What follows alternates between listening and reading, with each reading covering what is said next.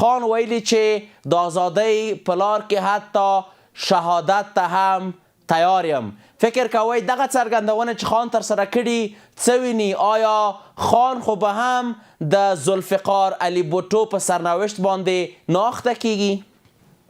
پاکستان داسې یو نظام دی چې د په حساب انګلیسي لفظ کې ورته وایي چې unpredictable، یعنی پیشبیني نشي کېدلی.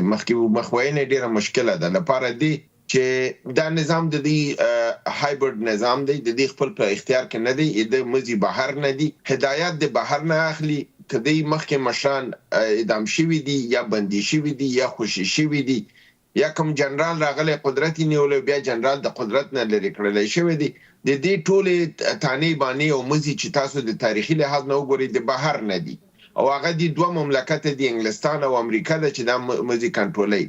نو په دې اساس باندې دا مشکله ده چې سړی پیشبیني وکړي چې فعلا د لوبه څه شی ده، ځکه چې عمران خان خو په ظاهره باندې چې کوم یو نړیوالې اړیکې لري هغه د امریکې د اسټابلیشمنټ سره هم دي او د اسرائیل د اسټابلیشمنټ ټولو سره دي، یعنی بیروني دغه چې د جنبه ډیره قوي ده د عمران خان.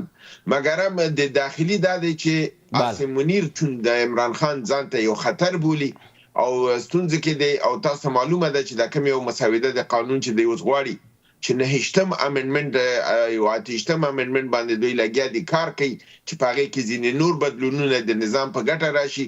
په هغې کې د عمران خان د ګوند شمولیت ته تایید ته نهایت اړین دي او ضرورت ورته لري.